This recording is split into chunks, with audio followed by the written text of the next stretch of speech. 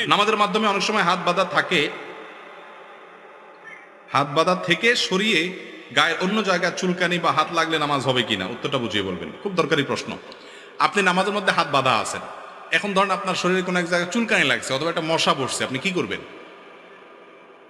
হাত ছাড়বেন না ধরে রাখবেন?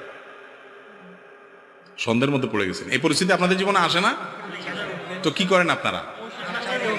চিন্তা করছে কোনটা বলে ধরা খায় আবার। আচ্ছা থাক, দরকার নাই ধরা খাওয়ার, আমার থেকে শুনেন।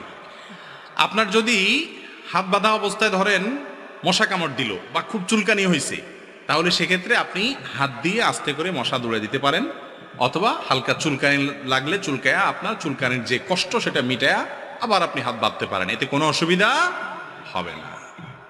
আমরা মনে করি যে না, এই হাত বাঁধলে নামাজ মনে ছুটে যাবে। নামাজের মধ্যে হাত বাঁধা কি ফরজ না ওয়াজিব? হাত বাঁধাটা কি ফরজ না ওয়াজিব? সবাই ওয়াজিব বলতেছেন, আপনারা ওয়াজিব মনে করেন।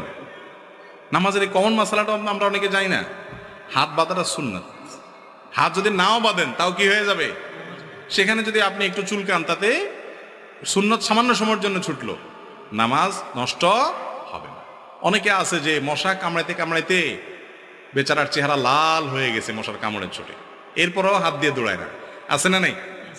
না, এত কষ্ট করার কোনো দরকার নেই, আস্তে করে দৌড়ান। আবার তার মানে এই না যে দৌড়ানোর নাম দিয়ে আপনি মশাকে মার করে একেবারে গায়ে জোরে দিলেন, কামান মারার মতো মশা মারার জন্য কামান দাগাইলেন। তো নামাজের মধ্যে এরকম করলে আমল কাসির হয়ে নামাজ নষ্ট হয়ে যেতে, আলতো করে সরাই দিতে হবে। অনেকে আছে মোবাইল বাজলে ওটা ধরে না, জামাতে নামাজ, পুরা মসজিদে মুসল্লিদের মনোযোগ নষ্ট হয়ে গেছে, তারপরও বলে বাজলে বাজুক, আমি এটা পকেটে ধরে নামাজ নষ্ট করবো নাকি? তো সবার নামাজের মনোযোগ নষ্ট করে ফেলা, এটা ঠিক না। আপনি আলতো করে যে বাটনটা টিপলে মোবাইলের গলা চিপ দিয়ে ধরা হবে, ওই বাটনটা আপনি টিপ দিয়ে দেন।